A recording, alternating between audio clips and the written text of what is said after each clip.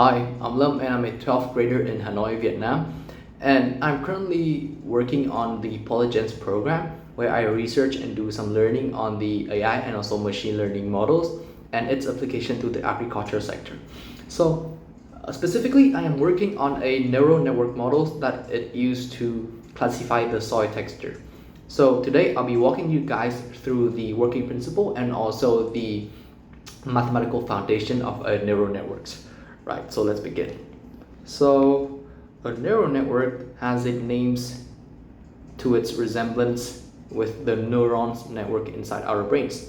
And actually later when we actually visualize the network out, you'll see why. But at the core of the neural network, it is a function that includes the input vector x and also the parameters. We call them theta, which maps the input vector to the output vector of y. Right, so x, the input vector with x1 to xm, and the output is y equaled y1 to ym. Right, and here the theta is the, we can say that it's a matrix that store all the trainable parameters. And what does it mean by trainable parameters? So parameters here are including weights and also biases, which I will explain later on. And trainable means that they can be adjusted so that the output can change, right? Trainable parameters. So as its core, it is a parametric equations that input a vector and also output a vector. And a neural network is a combination of different layers, right? Different layers, and each layers there are many different nodes. There are no limitations to that. And between layers, there are connection between different nodes. We call them weights. And then associated with each of the layers, we have a vector of bias like B1, B2, B3 that is associated with directly the nodes, right? The bias. So I think we could start with a rather simple model of a neural network. So we have only two layers, which is the input and then the output. So you see the input has three nodes, and each of these nodes contains a value. Let's call them x1, x2, x3. And so the input vector x is now a vector 3 by 1 consisting of x1, x2, x3. And then we call the output the y1. Then the output vector y is just the y1. So as I mentioned earlier, there are connections between nodes of layers and we call them weights. And example, x1 connect with y1 and there's one weight. And for later reference, I would denote y, wij is the weight associated with yi and xj. Yes, for later reference. So you can see that there are three input features, but then we have only one value as the output. So you may wonder why. So so there's also a bias, we can say bias 1, that is directly associated with y1. And so I will write down the equation first and then I'll come back and explain it to you. So how we calculated y1 is that y1 is the activation function of x1, w11, x2, w12, x3, w13 plus the bias. So you might have heard of the weights and bias first. Right, so what are the weights and what are the bias? So these are called weights, and they actually quantify the influence of the input on the output. So you can imagine, like, if you have a big w11 right here, then if the x1 change, then there will be a huge impact on the outcome, which is the y1. But if we have a small w, then even if x change a lot, it won't have much of an impact on the y1. So practically, the higher the weights, the more influence the inputs have on the output. And then we have the bias, which is basically a threshold. Right, so then we have the activation function. So activation function in neural networks, I see there are three main function, which is first of all ReLU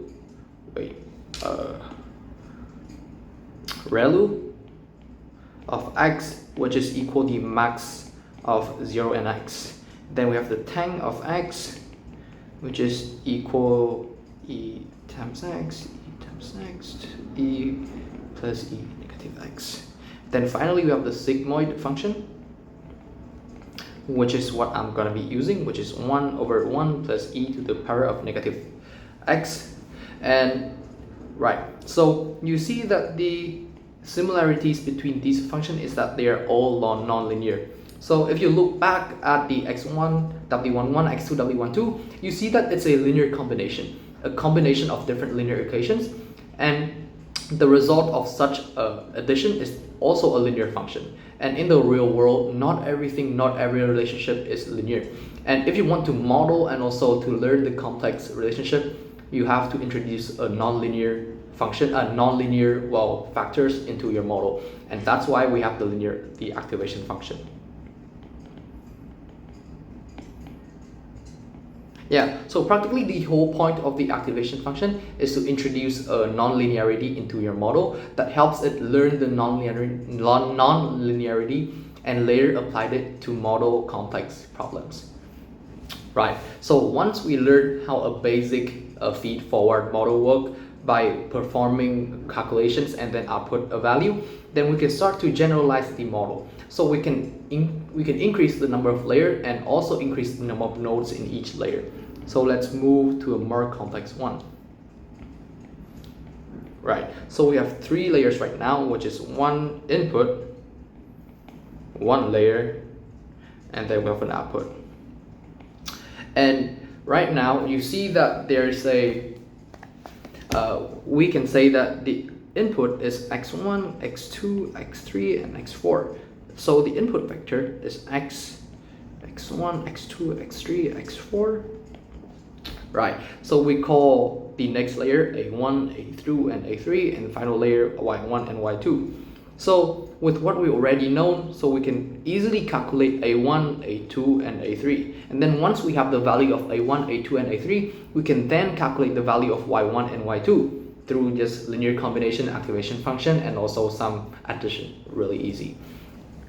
So you see, we can, the way we can express this is like A1 equals, let me draw the connections.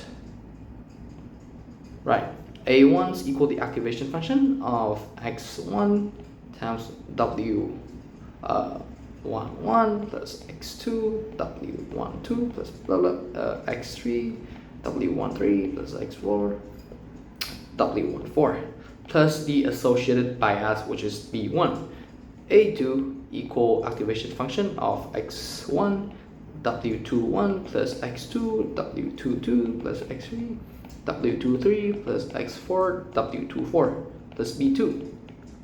And then the same with A3, which is the activation function, x1 w31 x2 w32 x3 w33 and x4 w34 plus b3. So you see, we can actually just write the whole equations out, but it's gonna be very lengthy. And then there's a more compact way, which is why we have the use of matrix.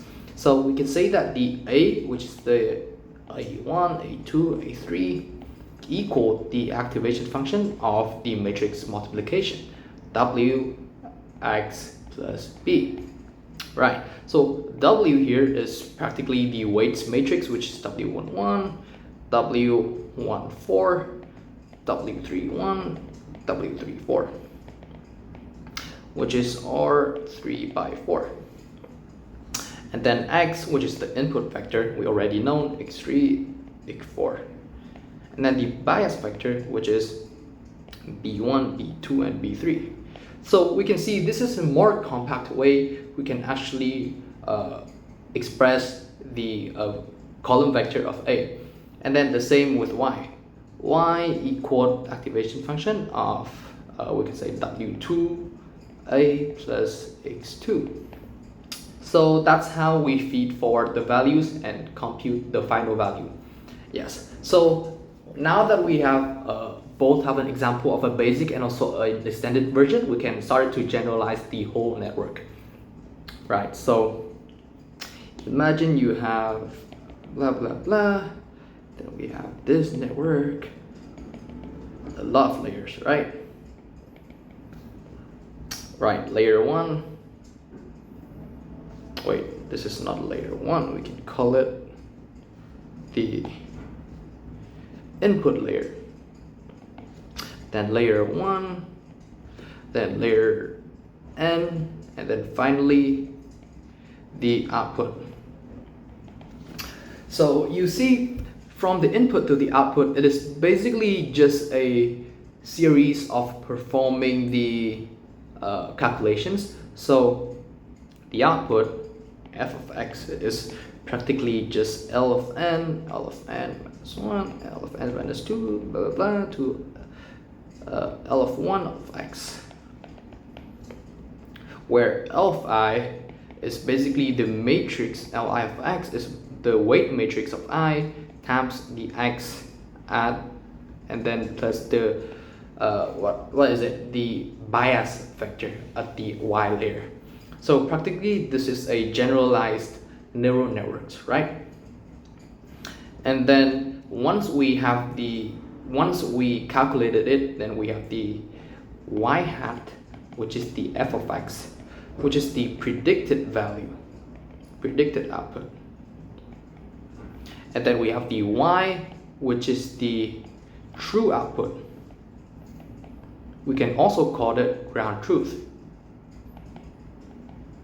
So once we have the predicted output, then we have to compare it with the ground truth, and that's when the loss function come in. So what is the loss function? Loss function is basically a function that tells us how wrong we are and how inaccuracy we are, how far we are from the right label, right? So there are two main loss functions. So in the regression problem, which is where you want to predict numbers and stuff,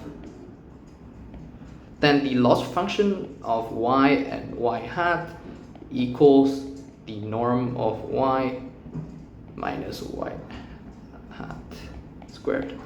And practically if y equals y1 to yn and y hat equals y1 hat to yn hat, then this will be equal sigma I over I equals 1 to n of y1 yi minus yi hat squared. Yes, but my problem is the classification problem, where you want to predict the labels. Then the loss function is a little bit different, right? But you have to understand what is the output first. So in the classified problem, the output, which is y hat equal y1 hat to yn hat, will satisfy the requirement that sigma of y over 1 to n of y hat equal 1, which makes the vector a probability distribution. And the height, well, it basically means that if y and yi hat is the probability that the true label is y. So that is practically what the y is for. And then the loss function here is that L of y over y equals sigma I over n times of minus y times logarithmic of y hat. Right, so for different problems, you have different loss equations. And the goal of the model is to minimize the loss function. L of y over y hat, right? So how do we minimize them? We see that the input feature, which is x1 to xn, is fixed. So how do we actually minimize the loss function? It's by changing the parameters, which is the weights and also the bias. And how do we change them? So after we have the loss function, we will calculate the gradient of the loss function based on the parameters, the theta one. Yes, so what it does is the gradient represent how much of an influence each parameters have on the loss function. And then we have to update the theta, which is basically the parameters. So theta in the step of n is equal to theta in the step of n over 1 minus by the learning rate multiplied by the theta minus by the learning rate multiplied by the gradient. So you can see the learning rate is so that we can tweak the parameters and we can move closer to the global minimum, and that's why we want the learning rate to be quite small, like 0.0001, so that at each step it's moving just a little bit, and then it can navigate the way to the minimum, right? And then we will just continue the step. This will be an iteration, and we will continue and we will continue this when we reach the theta of like I, where the loss function, which is the L of y, is minimized. Right, so that is the whole point of the neural networks, which is to minimize the loss function, and these steps we call it gradient descent. So the gradient here is basically a matrix that stores the value of partial differential equations, which I will not be covering today because it's too long, but you can read it back home, right? So once we can minimize the L of y over y, then it means that the parameter is completely trained, and we can try to input another vector values and see if it is wrong or right, okay? So practically that is the whole point of the neural networks that I am working on. And yes, I am trying to apply these to the use of agriculture sectors. So in my case, there are 3 labels, which is phi, coarse, and medium, which I will be covering later. But that's today for the videos. Thanks and bye-bye.